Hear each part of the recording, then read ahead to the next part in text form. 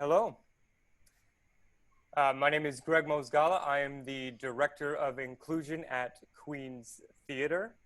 I am a white cisgender male with cerebral palsy. I'm currently wearing a black shirt and black pants, and my background is a white ceiling with a ceiling fan. And I'm joined here by Miss Reagan Linton. Hi, Reagan. Hi, Greg. Hi, everybody. My name is Reagan Linton. I'm Artistic Director of Family Theater Company in Denver. I am a white cisgender female wheelchair user, although you can't see my wheelchair. It's down below me, obviously. I'm wearing an orange t-shirt and my background is a kitchen. So there you go. Cool. Throw it back to you, Greg. Thanks. Thanks. We're so excited that you all could join us today. Thank you very much. As we detailed in the emails that you received, this will be a 60-minute presentation with 30 minutes of Q&A. I do want to say that if you have any questions that occur in real time, you can throw them into the Q&A function, but I will be moderating the questions at the end of the demonstration for the 30 minutes of the Q&A. But if anything comes up for you during that time, feel free to drop that into the Q&A, or you can save that until later. All right, so we're going to get started here, but Reagan and I did want to begin with a land acknowledgement, so I'm going to read that now. We recognize the indigenous peoples as the original stewards of the land on which we gather. We ask you to join us in acknowledging, renewing, and reaffirming their communities, their elders, both past and present, as well as future generations. Queen's Theater and Family also acknowledge that they were founded upon the exclusions and erasures of many indigenous peoples, including those on whose land these theaters are located.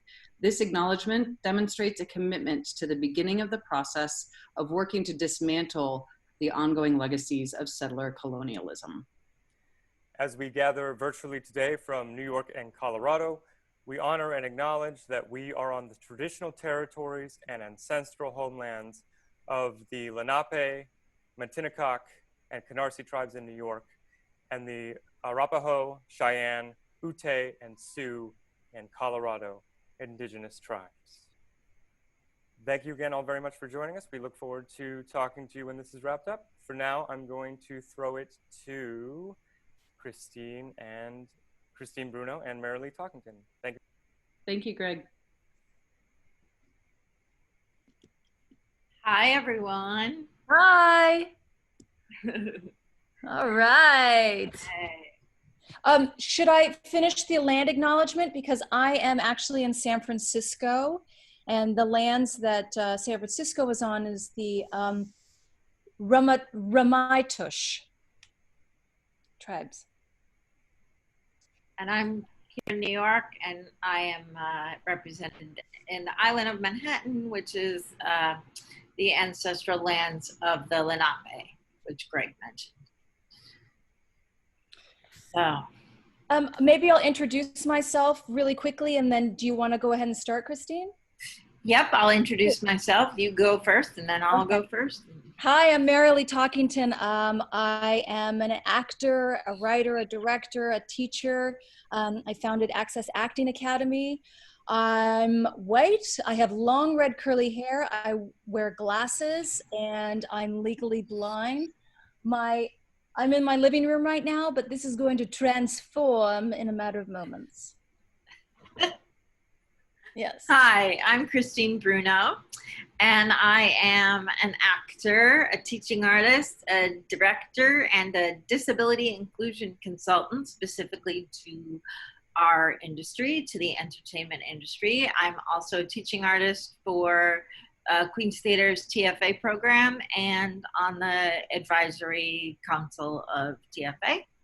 I am a white cisgendered woman with mobility disability, specifically cerebral palsy. I am wearing a black knit dress, and I am sitting in front of an orange wall, a bright orange wall in my apartment in New York City.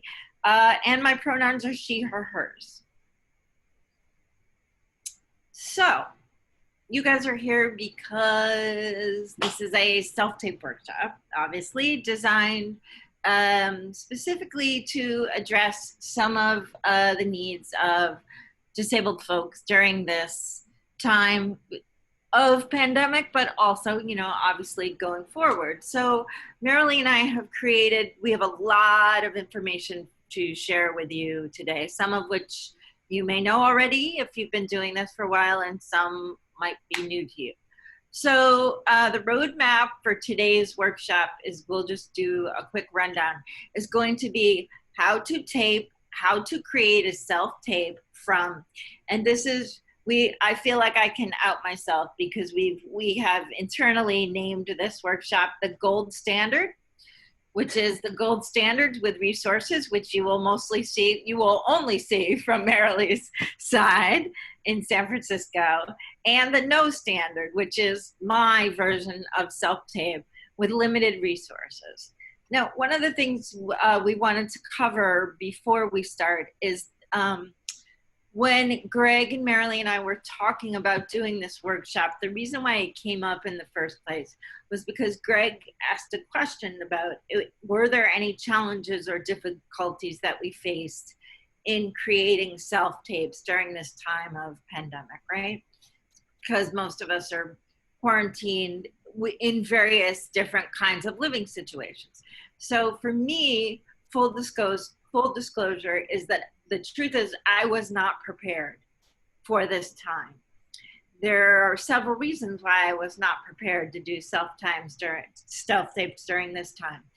I've pretty much resisted doing self-tapes at home because, number one, it all felt really daunting to me. And some of the reasons that doing self-tapes felt daunting to me was my lack of space. I live in a very, very small apartment on the Upper West Side of Manhattan. So if any of you know New York, you know that that's like zero space. I have limited budgeting, limited resources, limited monetary resources. So that was a daunting task. And I think the number one thing is that I live alone and I have no family around me to help. So I'm here by myself. And because of my mobility disability, I have specific issues around creating setups.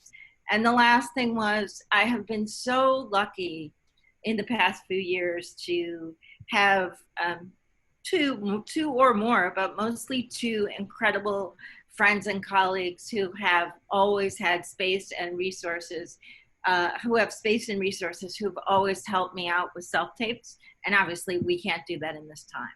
So many of what I'm going to share with you today are about my trial and errors in this time.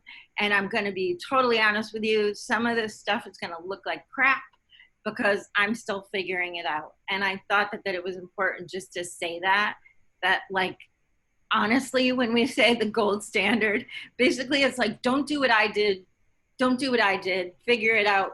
You'll see as we progress that I'm getting better, but it's certainly by no means perfect. And we encourage you to use this forced pause to your advantage and experiment. So yeah, and I think that's the second thing. And one of the most important things we want to say is this is a process and it's about experimentation. And we're going to share with you what we have found works for us in this new environment as disabled performers specifically. Take that away, Marilee. Great. Oh, thanks, Christine. Yeah, I really appreciate the full disclosure about, you know, none of us were prepared for this. And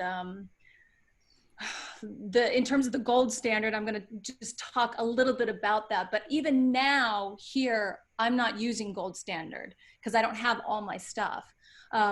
But before this all went down, I was already self-taping at home. I had been experimenting with it for probably 3 years and enjoying it.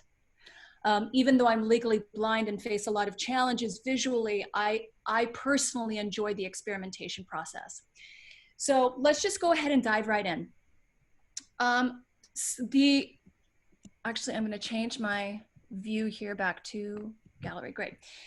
The two most important things about self-tapes are they need to see you and they need to hear you if you're vocalizing. Now in the deaf or hard of hearing community, we can talk to folks afterwards. Clearly you're going to be speaking with your hands. It's different. But that still doesn't mean that the sound in the environment isn't important.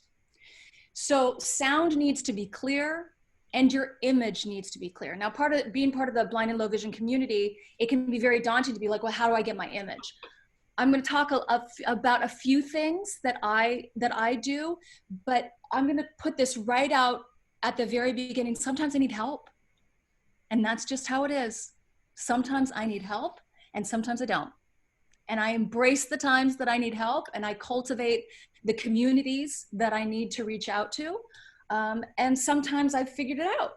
So how we're going to proceed with this is thinking about self-tapes this way: setting up the shot, shooting the shot, editing the shot, and sending the shot.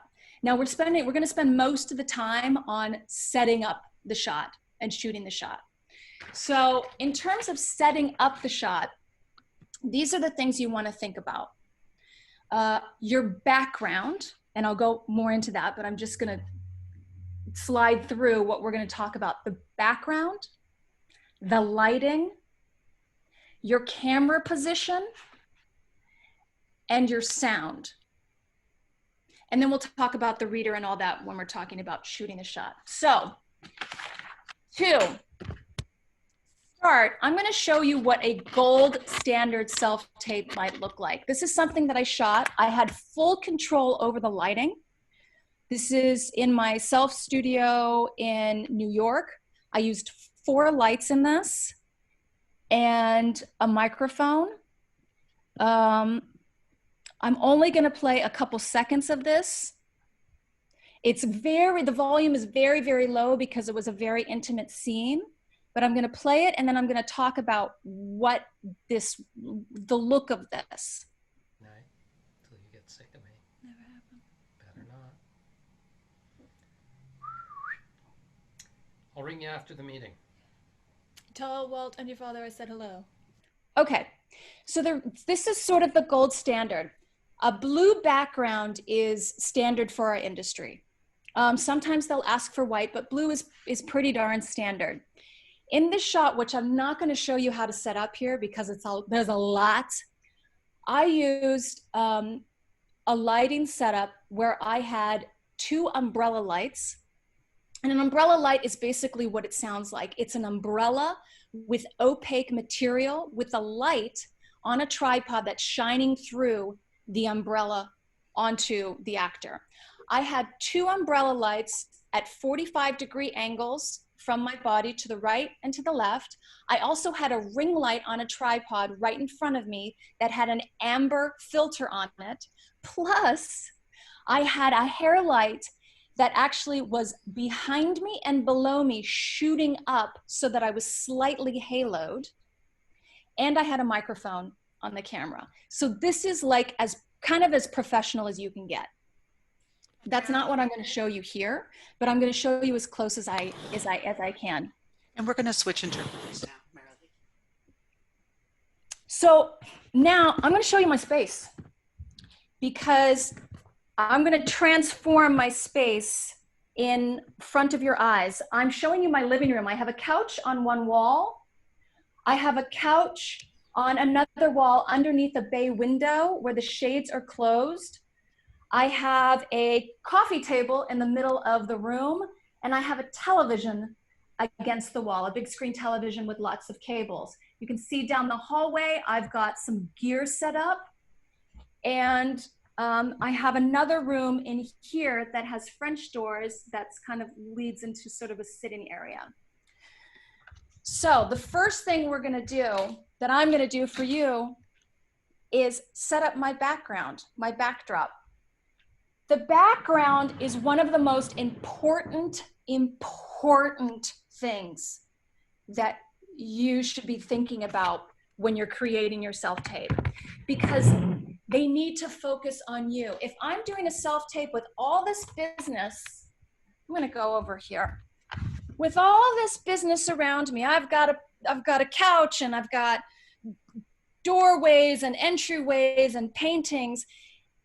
The casting directors can't focus on me and my work. They're getting distracted by all this other visual noise. So backdrops are everything.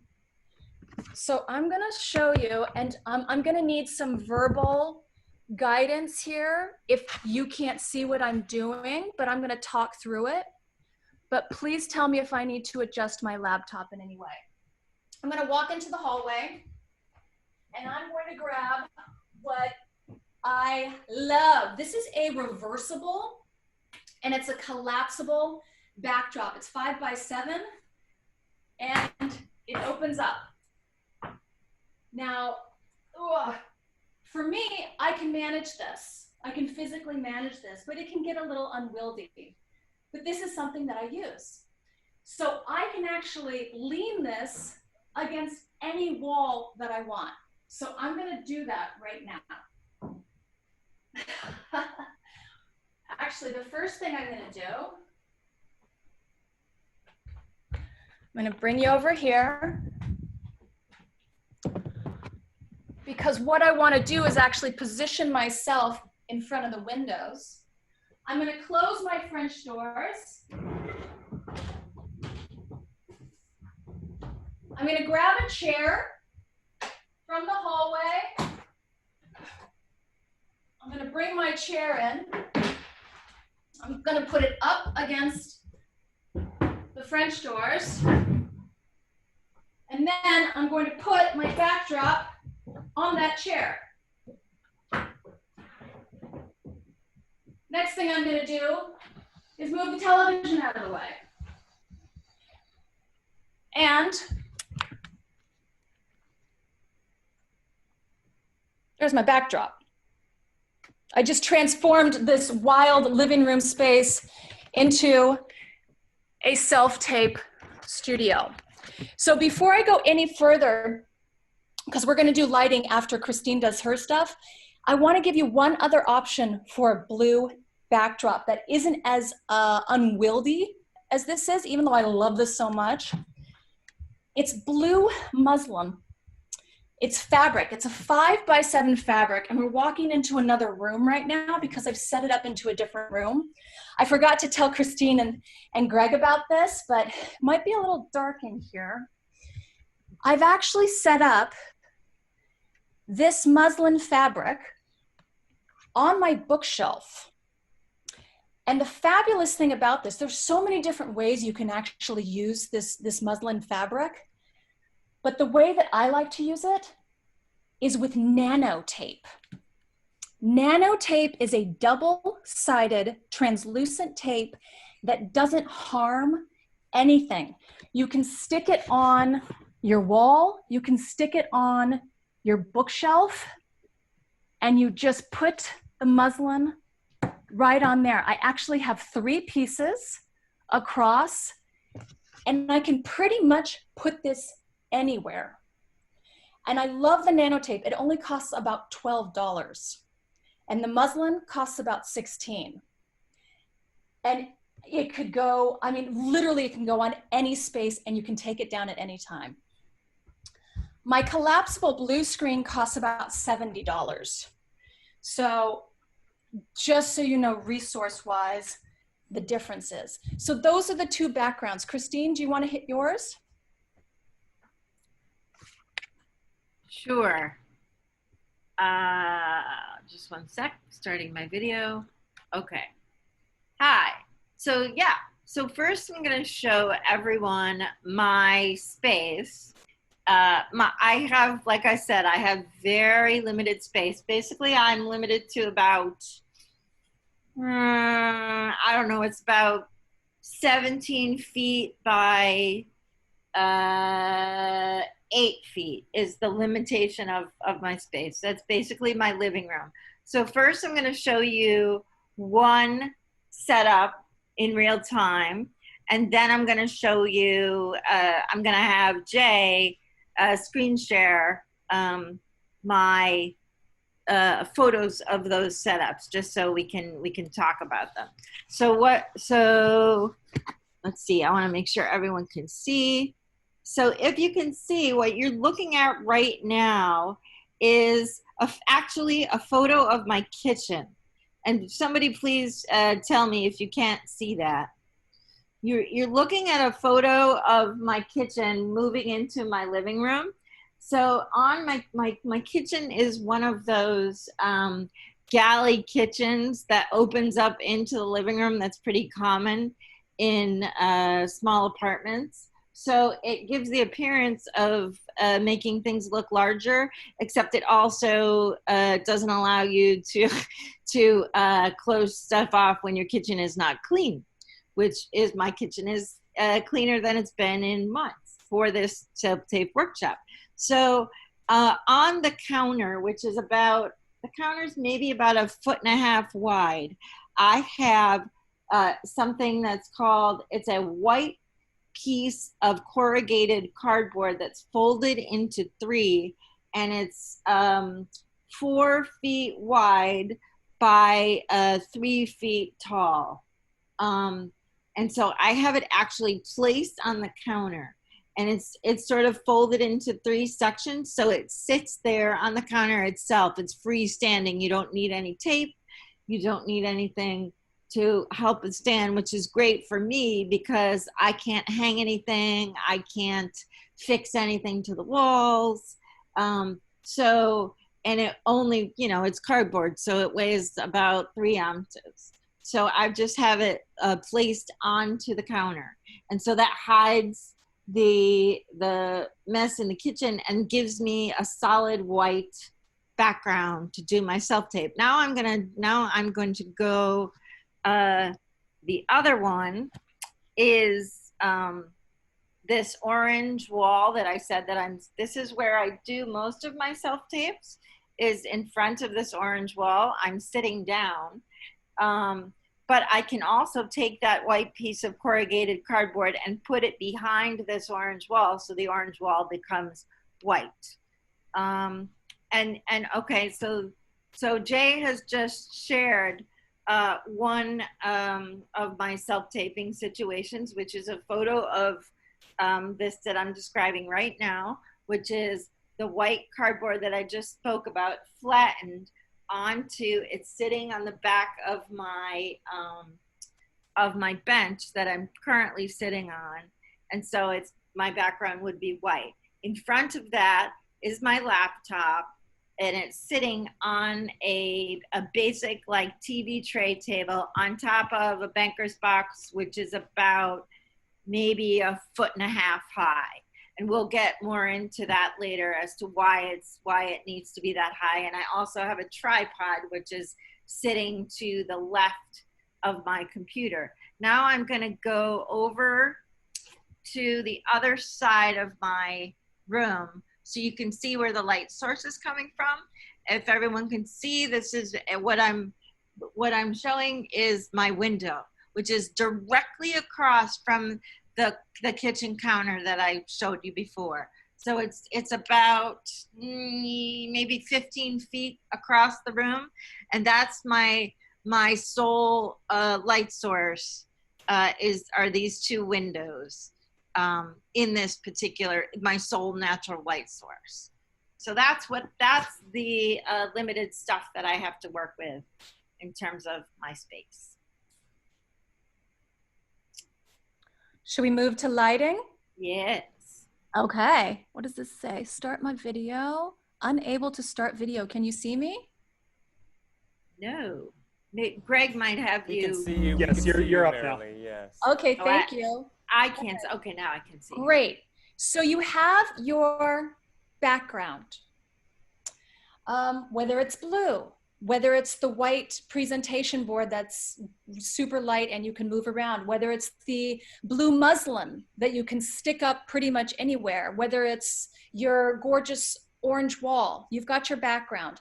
When you're thinking about where to put that background, if it's mobile and you don't have studio lighting, you want to position yourself across from whatever natural light you have. So right now I'm going to turn my laptop around and show you my windows. This is a big window and the shade is closed.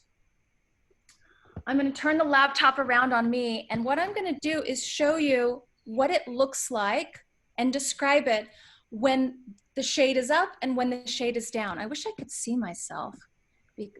Oh, there she is. You Hello. can. So right now I'm getting a diffused look on my face, which isn't so bad. I'm still, it's a little bit dark, but it's not super harsh. I'm gonna go open the window shade, and we're just gonna look at the difference. The one thing that can happen when you're, so I look a lot, so for me, this can be challenging because I'm photophobic, light can hurt my eyes. So I'm just acknowledging that that's part of it. But I'm much brighter right now. At different times of the day, this is gonna change. Sometimes I'm gonna want this open, but if the light is shining, if the sun is right there, I'm not, because it's just gonna completely wash out my face. Just completely go bye-bye. I tend to like the diffused light when the shade is down, and then I add one other light source just to give a little dimension. So I'm actually going to go back to take the shade down, and then I'm gonna bring a lamp in, a lamp that's just lives in my house. So closing the shade, and you might be able to see the difference for those that are fully sighted on the backdrop. It just dims it a little bit. I'm bringing over a lamp. I'm just gonna show you this lamp that I have. You can use any house lamp, honestly, but this is just one that I like to use. You can use a short one or a tall one. And here's the thing, experiment, experiment, experiment, play. Absolutely. You'll see in my stuff in a minute what happens when you experiment and it's bad. Because right, you have to go through a lot of bad to get to some good stuff. Yeah. I'm gonna plug it into the wall. All right, and I'm going to show you, one of the reasons why I like to add a little light is just to give me a little extra something. I also have red, so that's a little hot. I also have red curly hair, and often for me, that's a distinctive feature, my hair. I don't want to do hair acting, but it's without the light, sometimes my hair can look brown, and then I show up and they're like, wait a minute, I thought your hair was darker. Well, it's not. So I've just popped on the light. Hi, we're going to switch interpreters. Thank you so much. So what's gonna happen, I'm leaning in a lot because I can't kind of see myself. I'm looking at myself in Zoom, so I'm constantly checking. That's just part of my accommodating this process. But what I can see is that I've got a little more sparkle on my right side and slight shadows on my left, which I'm okay with. I'm actually okay with that. I'm gonna move this around a little bit just so you can see, like, I like to play. So the light, like, that's too hot. You can tell that that's too hot. The right side of my face is quite white and it's casting a really dark shadow on the left side of my face. If I was doing a drama, maybe, but probably not. So I'm moving the light in an arc around my body on the right. I'm going behind me. You don't want, I forgot to say this, you don't want light behind you, because light behind you is just gonna, you always want the light in front of you or on the side, but never behind you, because then you're looking at the light and it completely washes out the image. All right, so I'm gonna put it I'm using right there. That's Zoom. So you saw my gold standard, which I had 1, 2, 3, 4 lights. This is kind of a nice standard in front of a window with the shades down with one light, and that's it. Okay, Christine. Okay. Get ready for the horror. No, just kidding. Okay. So hold on, I'm starting my video. Here we go. I'm back. Hi. So I'm gonna show you a video first, 30 seconds, and then our fabulous Jay is gonna bring up some photos, and I will talk about them as they happen. Christine, sorry, this is Greg. Before you proceed, I just want to give a time check. We've got about 30 minutes. Ooh, oh my, okay, quick. All right, so here we go. I'm gonna blow through this really quickly. Hold on one second. All right, so here we go. Hopefully this will work. Let me know if you're not seeing or hearing. Okay, hang on. You don't want to see this. Great. Okay, so I'm just going to play this, and I'm going to explain quickly what you're looking at.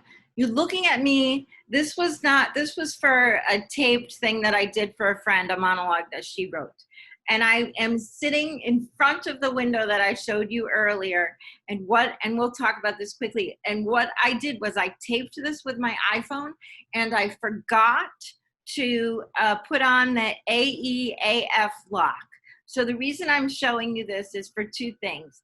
The sound is a little soft, but mostly it's because the light was not fixed, which we'll talk about AEF lock in a minute. And so you'll see that the light will shift outside, which does really horrible things to my face. So here we go.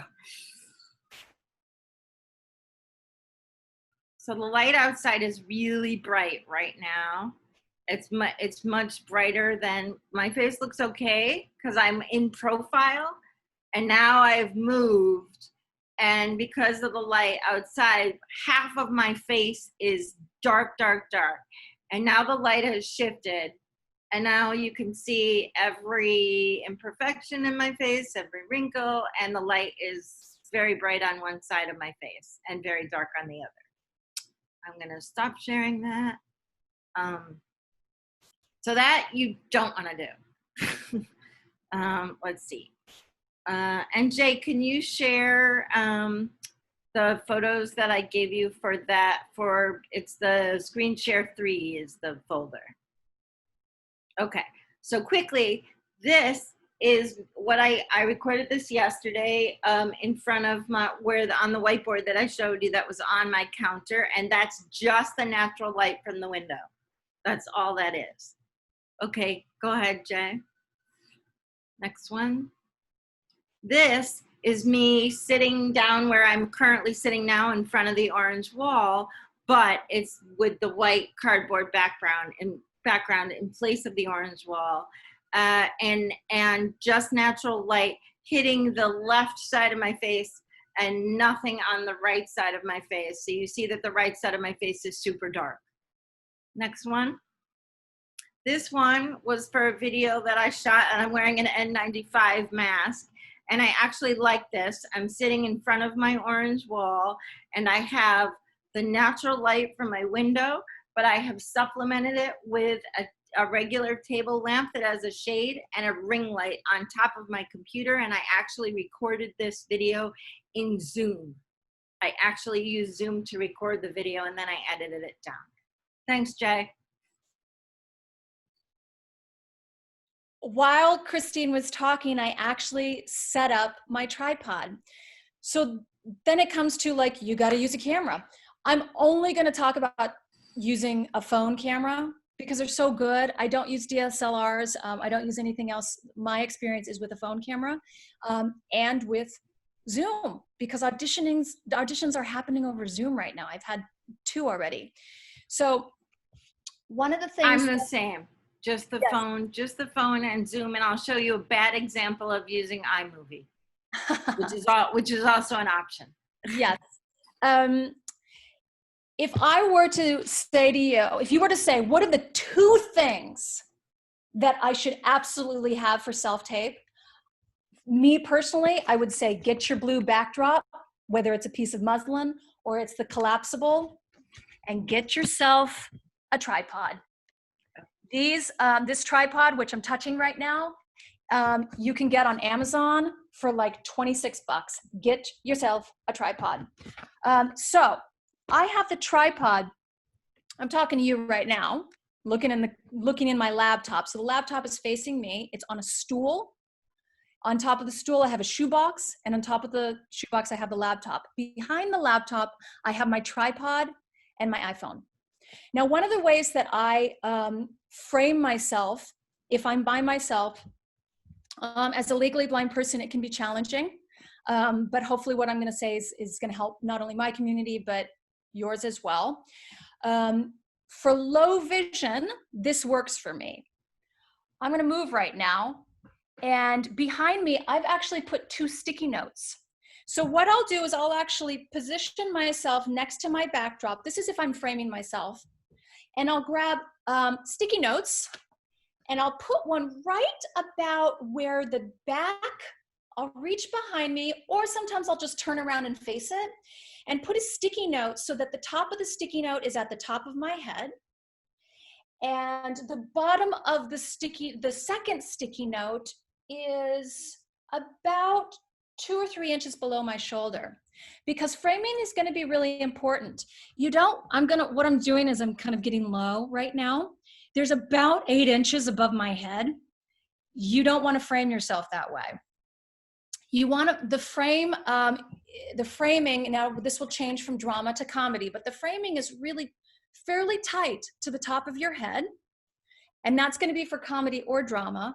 And then for drama, it's going to be a tighter shot. It's going to be about 2 to 3 inches below your shoulder, but really close to your shoulder. For comedy, I would actually back up the camera and maybe go even 1, 2, 3, about 3 inches above my belly button, so they can see a little bit more. For theater, I probably would show a little bit more body too.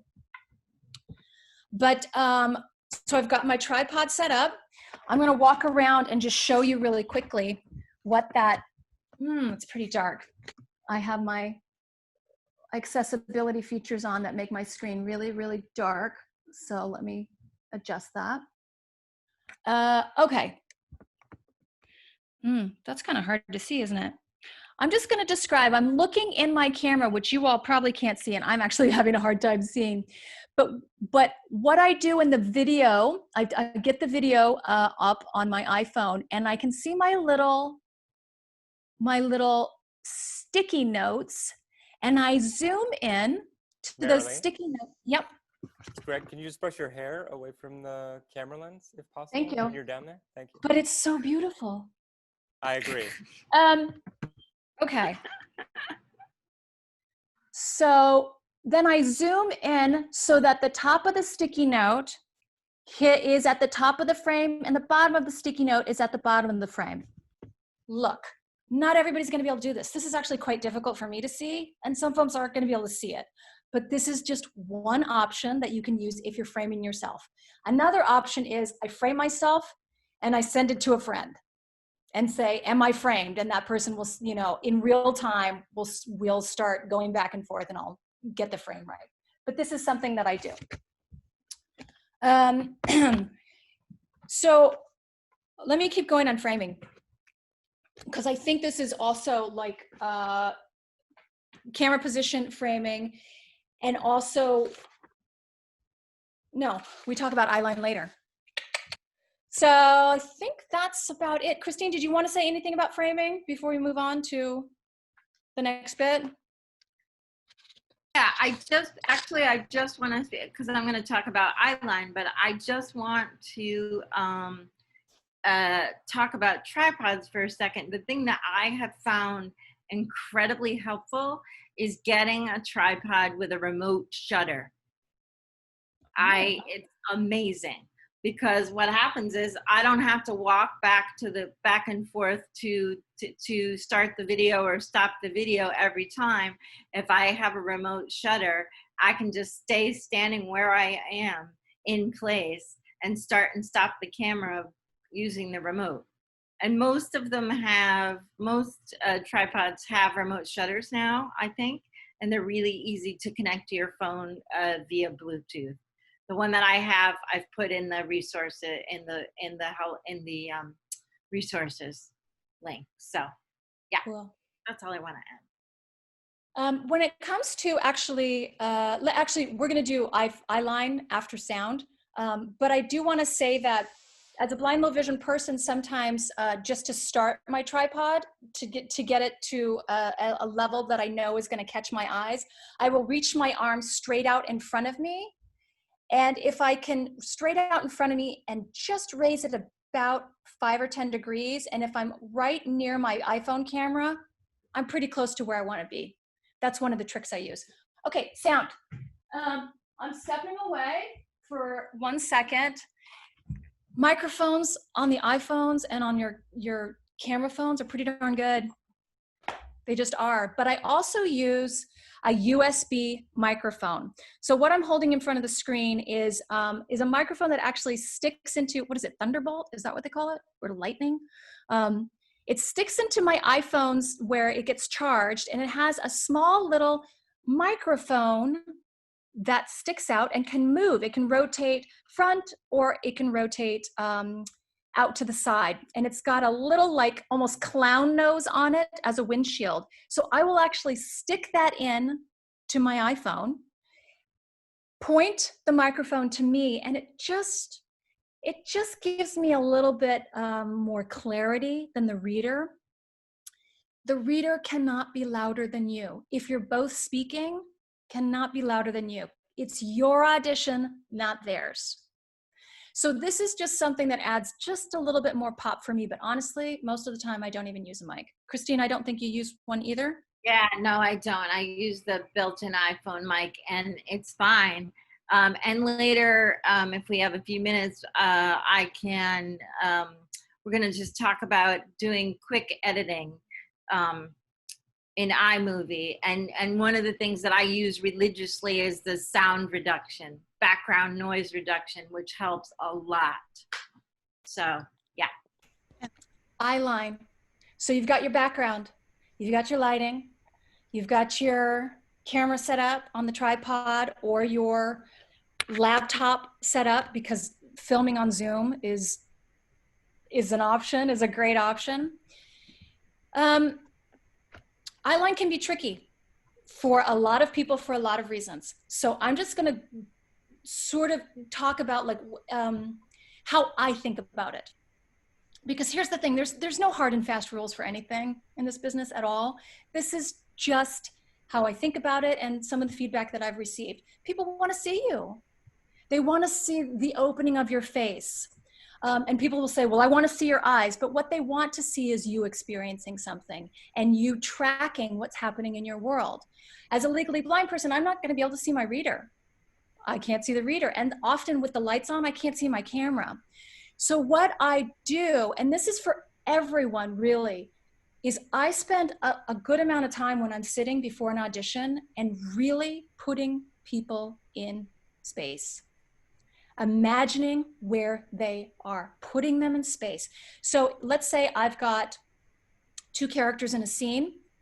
Right now, I think that I'm looking directly at the camera. We never look directly at the camera when we do self-tapes, unless it's specifically in the sides that it is an audience direct address. Otherwise, we position our readers about 15 degrees to the right or 15 degrees to the left of the camera so that our face is still being fully caught by the camera. Now, if we position our readers way over to the right, that can be a choice, but you're not going to want to do your whole tape that way because you're only going to see part of my face. So I'm going to position my reader. I'm going to imagine my reader 15 degrees to the right of the camera, and I'm going to talk to the reader, but another character comes into the space. And so they draw my attention, and I just look 15 degrees over to the left. So now I've placed 2 different people in space, and hey, Dad, how's it going? Oh, hi, Mom. All right. Well, nice to see you too. But Dad, I'm so happy you're here. Now I get to have a different relationship with each person in a spatial way, and it defines the space and it actually creates more of a world. Now, if you're blind or low vision, this can be tricky because often we're not tracking people with our eyes, we're tracking people with our ears. So when I think about this, and this can apply to so many different things, you still want to open up. So if you're still positioning your reader to the right, imagine your reader over there, open up your body, your energy in that direction, even if you're not using your eyes, even if you have glass eyes or don't have an eye, open your body up to that person. And if another character is in your scene and on the left side, open your body up to the other character over there. So it's actually an energetic opening and your body is just slightly moving in those directions rather than having to use your eyes. That's sort of something that I think about a lot. Christine, did you want to add to that? Yes. I would say all of those things apply. Again, full disclosure, I find this difficult for me as a person with CP because spatial relationships are often difficult for me. So one of the things that I find challenging, I'll be honest, is the eye line, right? Is setting up the eye line and staying with the eye line and sort of understanding my relationship to space, right? So I would echo everything that Marilee said for blind low vision folks also applies to anyone who feels like they have spatial relationships are challenging.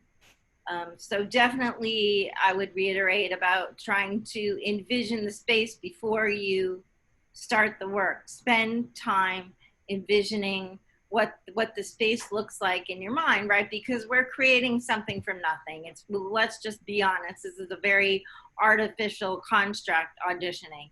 It's never going to be like this if we get the job, but unfortunately that's a lot of the gig is showing folks what we would do if we were in a space in real time. So yeah, I can't stress that enough. Great. So I know we're running out of time here, but I think that's really the bulk of the meat right there. So you put up your background, you've set yourself up in front of either natural lighting or you have a little bit of extra lighting going on. You're in a space that is quiet enough, which can be hard at home because you can't control what your neighbors are doing or heck, the rest of your family that's in your place. But the sound needs to be clear. You need to be louder than the reader if you are using your voice. Eye lines, you want to stay pretty clear, about 15 degrees left and right. And like I said, these are rules that can be broken. Sometimes I will be turning all the way to the right if I'm trying to make a point, screaming at somebody that's across the street, and then I will turn all the way back to the camera. But that will be a choice of part of the storytelling. You shot your video. Now you edit. I'm going to be super brief about this. I use Imovie in my iPhone. I'm not going to actually go through that whole process because it would take too long. But I actually use the Imovie app in my iPhone. I can edit, put clips together, and even add little transitions. And then I upload it immediately. I can upload it to Vimeo and I can upload it directly to WeTransfer, which are the two that I use most. So I use Imovie. What do you use, Christine? Yeah, I want to talk just for 1 second, go back to readers and go back to yes. apps. Yes. Okay. Oh, I forgot. Yes, the readers. So if you live by yourself, the whole reader thing can be challenging, right? And I was going to share a clip, a really horrific self-tape that I did at the beginning of quarantine, but I don't think we have time. But what I did was I recorded the clip I recorded my scene in iMovie, and my reader was on my iPhone. So he called in and, He was my reader via iPhone.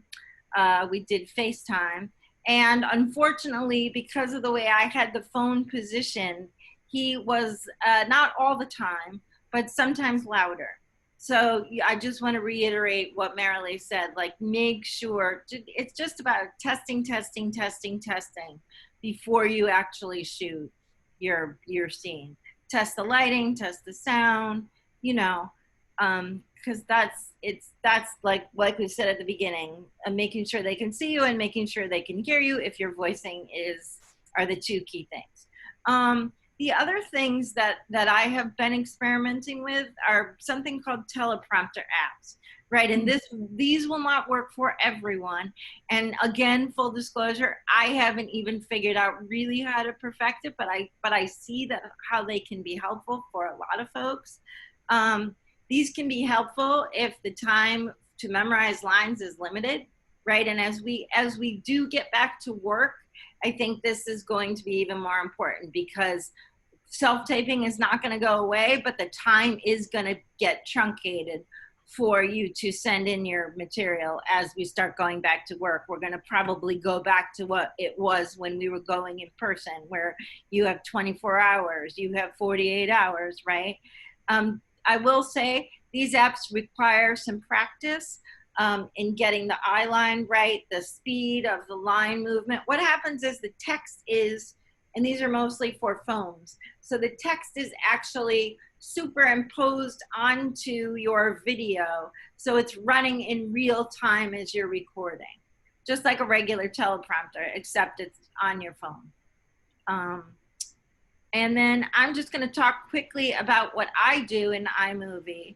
I've been experimenting with the iMovie app, but I mostly use my laptop. I use iMovie in my laptop. And again, what I would say is experiment, because unfortunately, when you're using most Apple Mac products, there's no manual. It's just trial and error. You know, you just figure out what works and what doesn't. You can't read anything really. So I would say, and you guys probably all know this, but in case you don't, when you are doing a self-tape, never do an internal edit. So if you're like, I don't like this, you know, I don't like this moment, I'm going to edit it out and splice it together. Don't do that because it doesn't work and it's not real. So you can drop in multiple files, meaning your slate and your scene, and you can use transitions, you can crop. Again, I talked about noise reduction. You always want to share, this is what I do. I share my files using the file function on high or medium quality. You don't want to go any lower than high or medium quality. It'll always save as an MP4.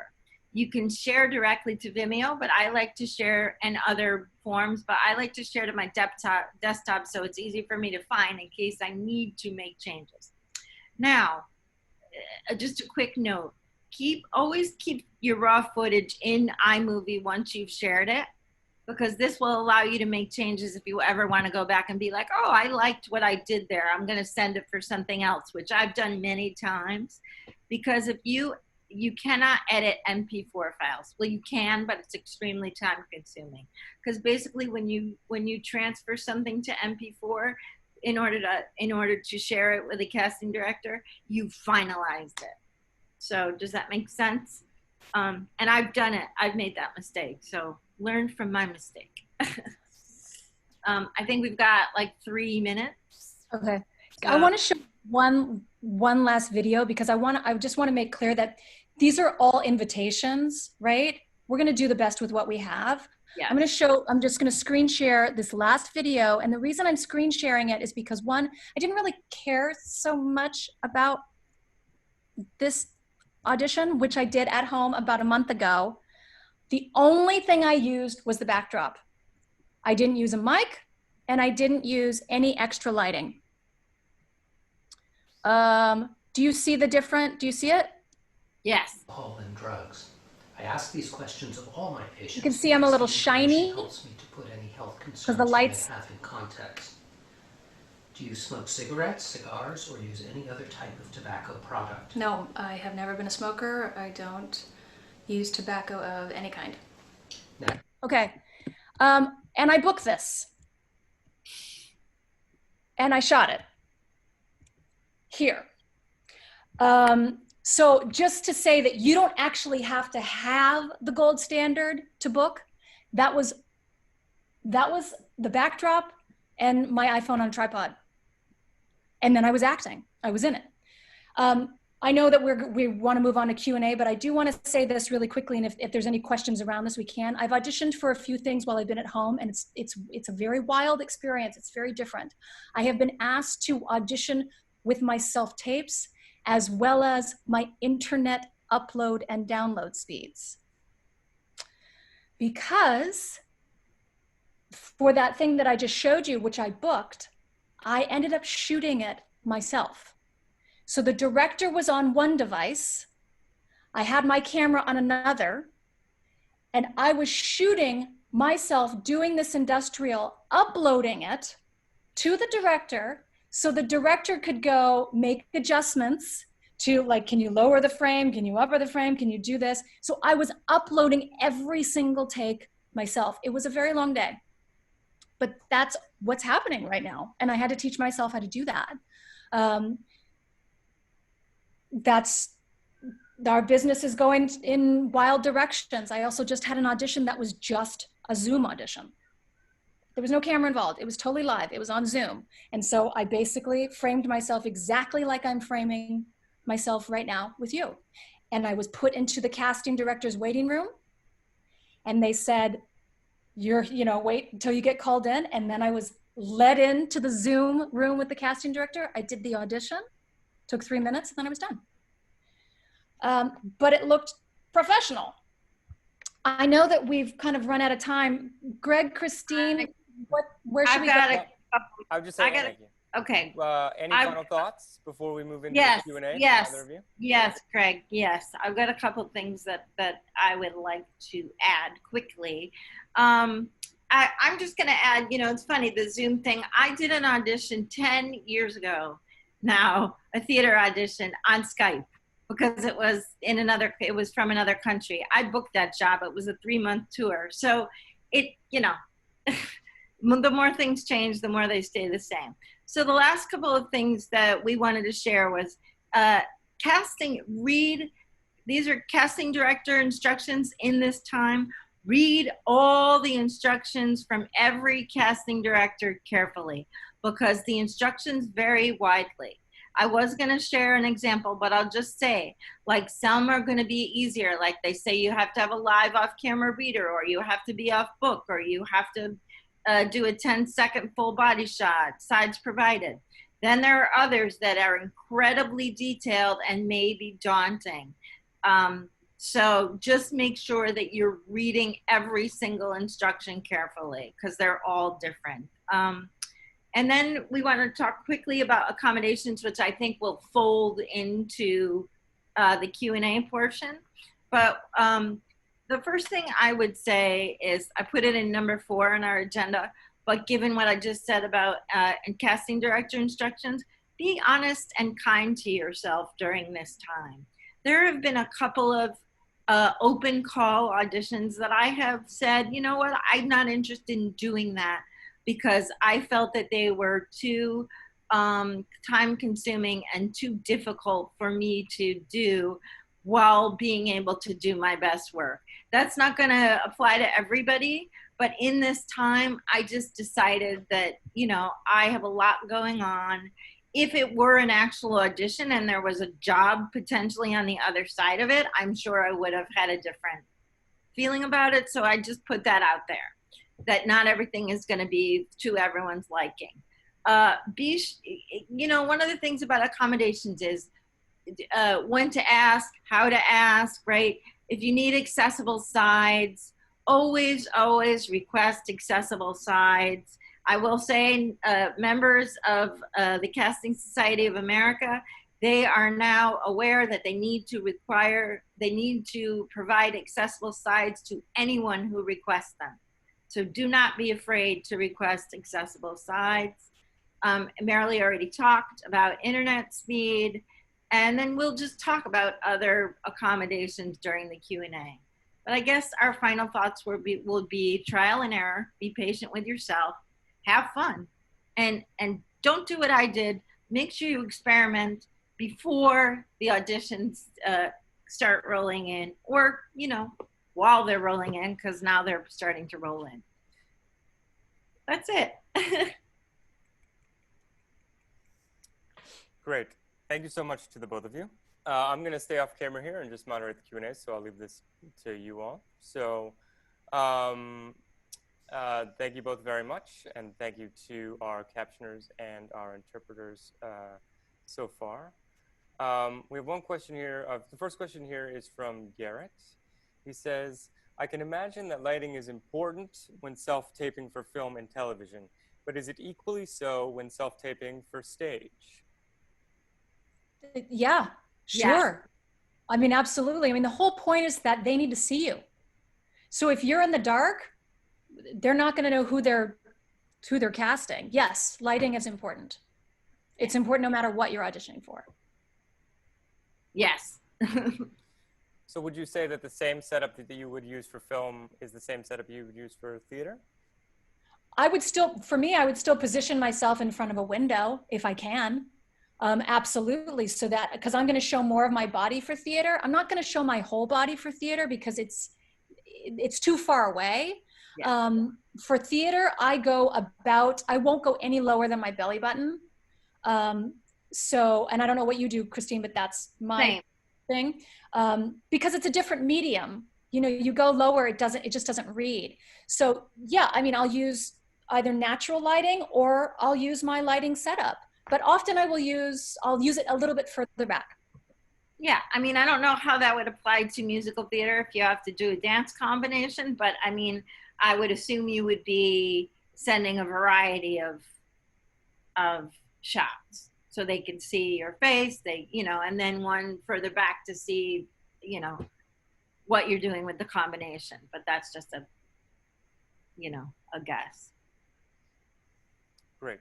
If there are any questions from you, our viewers, you can please feel free to pop them in the chat. I'm just going to keep moving through here. The next is from Alejandra. She asks, why is blue the best color for backdrop? I don't know the answer. I know that it's a standard color. I know that blue looks good behind a lot of different skin tones, a lot of different hair types, a lot of different hair color. It just seems to be one of the standard colors that people use. So sometimes people use white as well. White is a big one. I mean, in the self-tape auditions for the open calls that I've seen, casting directors are asking for white, light gray, or blue. It's just something that, like, this orange would probably not work necessarily. I would only use it for like a very specific type of audition. I probably would not use this orange behind me for an open call because it's a little, in your face. But yeah. And then you'll notice on Marilee's thing, there was the blue, and then the other side is green, obviously, for the green screen, and that is something entirely different. Like, I don't think you would want to use the green for a self-tape. Yep. So the white backdrop with a sheet of paper or the trifold that you showed is also perfectly acceptable. Yeah, they also have reversible. This collapsible blue screen thing that I have also comes in white and black, and the muslin fabric that I showed you, the 5x7 fabric, you can get that in white as well. And also, I know a lot of people who use a sheet. So, or a wall.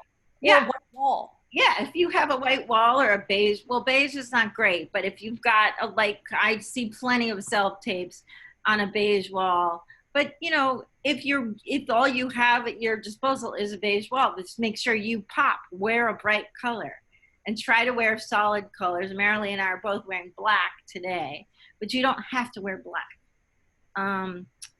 Yeah, and also I haven't gotten it yet, but I'm going to order because I noticed when I bought this white cardboard that they also sell blue cardboard. So I'm going to experiment and see if the blue foldable cardboard is, you know, a decent color, because that's an option too. Great. I have another from Garrett here. As a deaf person, oh, I'm sorry. As new questions are coming in, my screen is scrolling. One moment. As a deaf person, I audition in American Sign Language, which means that my off-camera reader is signing with me. I prefer that only I be on camera because then the focus is on me, the one who is auditioning. However, that looks like I'm acting with myself. What do you think the best way is to provide access for the viewer to the off-screen lines? Oh, wow. That's a great question. That's a great question. Yeah. Because I feel like there's this new aesthetic that you get to invent, that actually could be quite amazing. I wonder, I don't know how to do this, but I wonder. I have a thought. Yeah. I'm looking right now at our interpreter. I wonder if you use a platform like Zoom, Garrett, and you tape your audition with your reader in the corner, in the little thumbnail, so that the casting director sees a huge shot of you and then your reader in the corner. I'm just thinking of this right now, so I have no idea whether it would work, but that was my exact thought too, but my brain went to like, well, how do you get that thumbnail? Because in Zoom, it's split. Like, I don't know if you can get a thumbnail. So like, that would be a larger experimentation and discussion with folks that actually know how to get that thumbnail in there. That's it right now. It's in iMovie, it's picture in picture. So one way, which could be the long way, is to film both you and your reader, and then in iMovie do a picture in picture editing. That takes a little bit of time, but you could do that. Except Greg, can you, I'm wondering if you can hit record right now. Well, we are recording. So, I mean, you know what? I'm going to experiment with that. But Garrett, when I record in Zoom, which looks actually fine, right, to send for a self-tape, when I record in Zoom, I just start my own meeting and then I hit record. So whatever's on my screen that's not me is still on my screen. So if you have a thumbnail of your reader, I think they're gonna appear on your screen. We will investigate this, Garrett. Yeah. A great, ooh, exciting. If we can't find an answer ourselves, we'll see if we can get a resource for you to help you answer that question. Our next question is from Sam. Sam asks, I'm totally blind and have had little success with VoiceOver and iMovie on the Mac. Marilee, do you know if the accessibility is better on the phone app? It's way simpler. I find it more accessible because there's not 50,000 options. There's like 4. So I have found it, but it took me practice. I can't lie about it. I had to practice. I had to really go through. So I found the iPhone app much more accessible, or the iPad app. I'll only do the iMovie in the laptop if I'm doing a larger piece, but it's hard. There's just no other way around it. It's hard. So what I would say is, yes, it's much more accessible in the phone, but you're going to have to practice. I think that goes for everything we're saying, is just practice, practice, practice. Like everything that I have done technologically has all been trial and error, and it's always new. Like a lot of this is like pretty new to me. It's not as new to Marilee because she's been doing it for a while. So.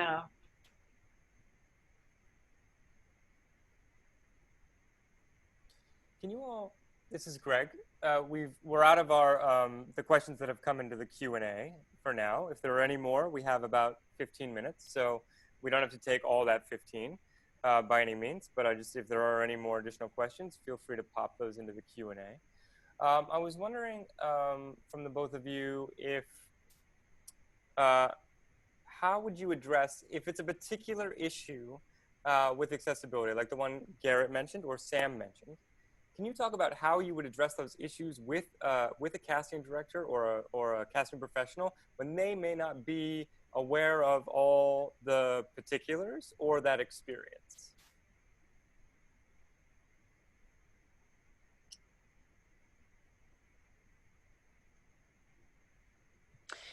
So in terms of what Sam's talking about, Sam is talking about a self-tape. So, you know, there's a couple things that kind of come to mind when I think about this. One is, in terms of a self-tape, that's on us. Like, you can ask the casting director for accessible sides and you get your accessible sides, and then it's on us to figure out how to do the self-tape with our friends or with ourselves. For me, I often will ask somebody to help, whether it's virtually or in person. But I also was thinking about this recently. I'm wondering, I've never done this myself, but I'm wondering if, I mean, it's possible, you can always ask, if somebody in my community who doesn't actually have somebody else to work with, who's total or close to total and actually can't, it's literally not accessible at all, to email the casting director and say, I'd love to audition for this. Thank you so much for the appointment. I'm totally blind, and doing a self-tape is actually in this environment alone. I cannot go to a self-tape studio, which is something that I would recommend you do when things open up. I cannot go to a self-tape studio. Would you be willing to have a live Zoom audition with me that we can record or that you can just watch? Would you be willing to do that? That, I was thinking about that a couple weeks ago. That might be a way in. That might be a way in, and it'd be a wonderful thing to educate the casting director, but it also might open up a whole new realm of possibilities, especially for blind folks, where self-taping in this environment can get really stressful. Christine, before you answer, we do have some more questions. Just Yeah, wanted to great. let you know. Great, but I just want to, I want to say not only for blind low vision folks, like that's a fabulous idea, because not only does it maybe solve the issue for us individually, it also educates the casting directors and puts it out there in the universe that we're asking for these things. And so advocates like Marilee and me can say, like, here's what's happening. Can, you know, because we know a lot of casting directors who are dedicated to equity and inclusion for disabled actors. So we can say, here's the trend that we see happening, and here's what we're either running up against or the gains that we've made. Does that make sense? I would add to that too. You can also use anyone on this Zoom, anyone from Queen's Theater, or anyone from Family to ask those questions too, and use as a resource. They may have people in their networks that may know people or know how to answer those questions as well. So I would add that to the mix also. Our next question is from Nicole. Nicole asks, do you have any opinion on disclosing disability as part of a slate on a self-tape? I've heard varying opinions on this recently. I only disclose if the character is disabled. If the character is disabled, if I'm actually auditioning for a legally blind character, then I'll say, hi, I'm Marilee Talkington, I'm legally blind. I'm so excited to be auditioning for you. Thank you so much. So on and so forth. Otherwise, I don't need to.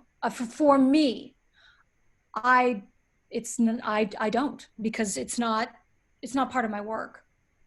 And I want them to see my work after I get cast. Then I'll be like, great, I'm so excited to be working with you.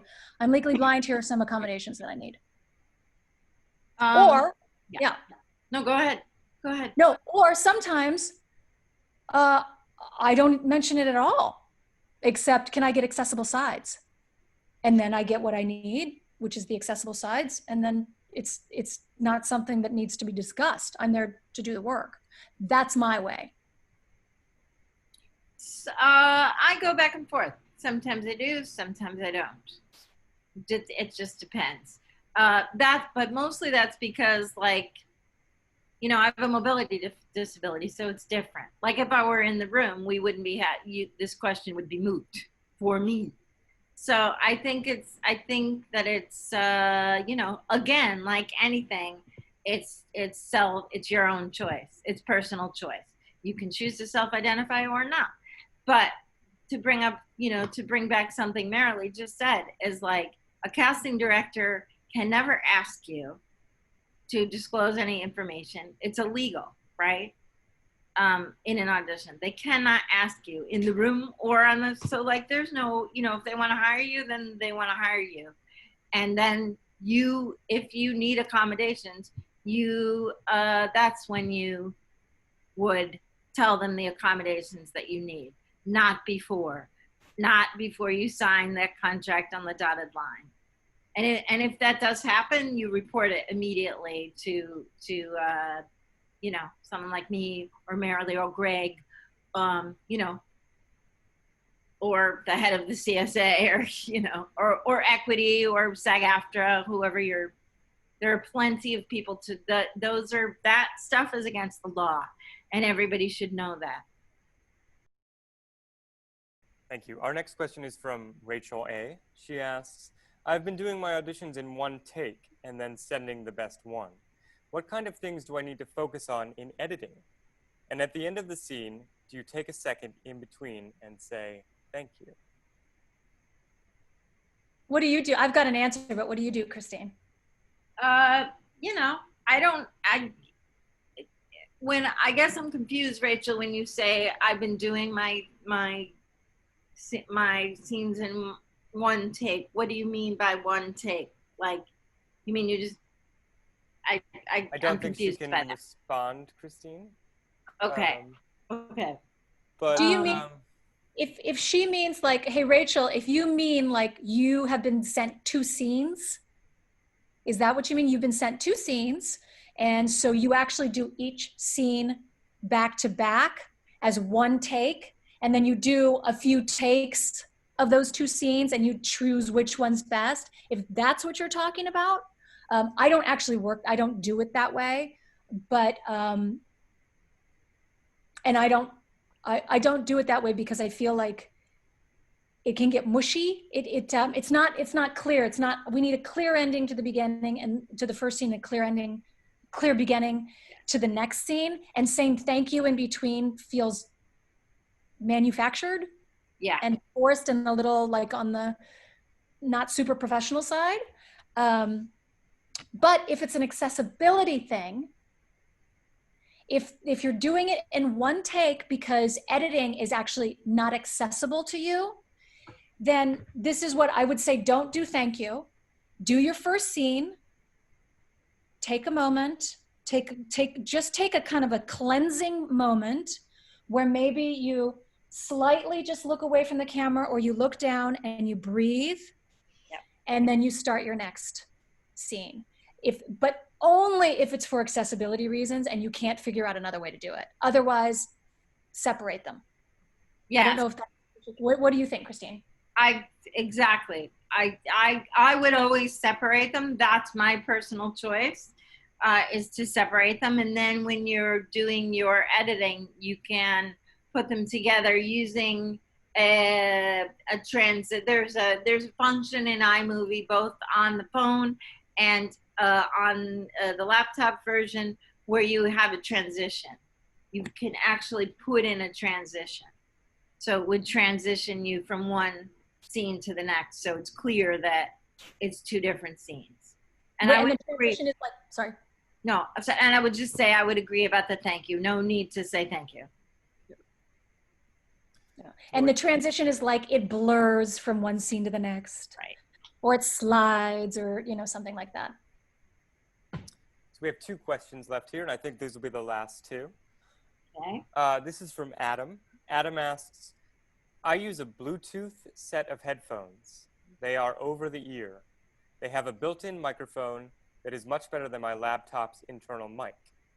Would that be too distracting on top of my head for a self-tape or Zoom audition? Should I take the Absolutely. headphones off and Yes. grab an external microphone? Yeah, too Yeah, distracting. too distracting. Unless you're like playing a disc jockey or something, or a telephone operator. No, I wouldn't use, they want just to be focusing on you, not a headset, not anything else, not a microphone in the shot. And don't use AirPods unless they're a personal, unless they're a choice for the scene. Before I ask the last question, I want to get your opinion on this, you all. For those things that might be accessibility related, when someone is going to submit back their take, right, or their audition back to a casting director, would you suggest divulging that in the email or having the conversation beforehand so they know? Like, this is a purely accessibility function. The reason why my audition looks like this is because X, Y, Z, and that.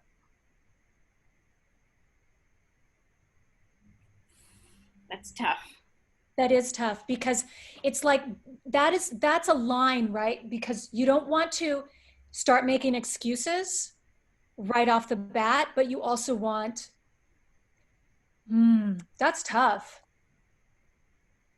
I don't know if I've got a good answer for that.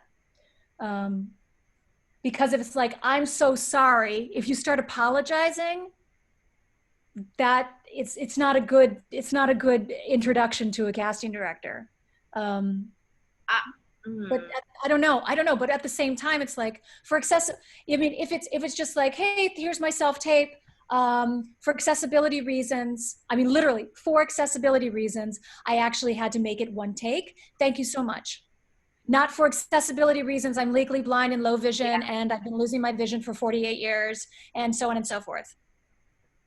Yeah, that's what I was going to say. Keep it super short and sweet and say, like, you don't have to even say, like, the reason it looks like this, because what I read into the reason it looks like this is the reason it looks like this is not what you and it's not what you want, is for this reason. When you just want to say, hey, thank you so much for the opportunity to audition, for accessibility reasons, I'm submitting my self-tape in this way or in this format or whatever. So you're not making any apologies. It's just straight up, it's informational. And then you have no control over what they do with that. Thanks. Our last question is from Maggie. Maggie asks, who are a few casting directors dedicated to inclusion that you recommend? Oh. Go, Christine. She's got her list. Come on, too.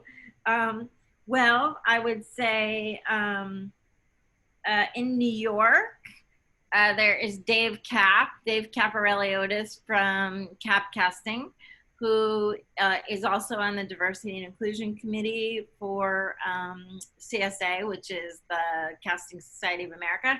He is the casting director for New Amsterdam, which is the series on NBC. Also, John Ort, who is a casting director for both. Marcy Phillips, who is ABC Primetime. All these are New York folks. April Webster in Los Angeles. Russell Boast, also in Los Angeles, who is the president of the CSA.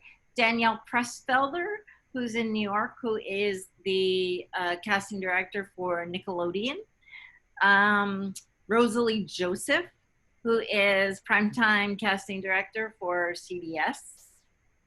Let's see, Jessica Daniels, who's a casting director in New York. More, I'll say, I could go on, but those are like some big ones. I would say more and more casting directors are getting on the inclusion train in all aspects of equity and inclusion. So there are very few, I would say now, like holdouts. By holdouts, I mean like old school casting directors who still, are not sort of reaching out in ways that we would like them to. Do you have anything to add to that, Marilee? No. You know more casting directors than I do, so you named all the juicy ones. Yeah. I feel like I'm forgetting, and then as soon as we get off the Zoom, I'll be like, oh, I forgot so and so. But yeah, I mean, there are a lot, which is great. That's great. I think one thing we can do is maybe compile a list. It's in the transcript here, but in the information that we will send out, and I'm sorry if it wasn't clear from any of the communications, but just to reiterate, we will be sending out the agenda and also a list of resources and reference to products, apps, now casting directors we will add to that list. So you will, when we have the chance to get this recorded or finished, we will share this, and we will also share out with the participants those supplemental materials that have all that information with everybody. So I just, that's about all we have. So again, I want to say thank you so much to Family Theater. Thank you so much to Queen's Theater. Thank you so much to our interpreters, our captioners, and of course, our presenters, Marilee Talkington and Christine Bruno. I hope this is just the first of many, many collaborations of this nature to come. I hope you all stay safe, be well, and have fun with your self-tapes. Yeah. Practice, right. practice, practice. Practice, and practice, practice. maybe what we'll do is if anyone wants to share what they have, say you're experimenting at home and you've got something, you've got a self-tape, you want to share it with this this cohort, this group, just reach out and ask, and we'll see how we can share that. If that's something that you would like, we can certainly make that happen. And also, please share any experiences that you have in this time that you think might be helpful to folks on this call. Great. So thank you so much. Be well, enjoy, and we will talk soon. Thank you so much. Bye, everyone. Bye, Thank thank you. you. Thanks, Fred. Stay safe.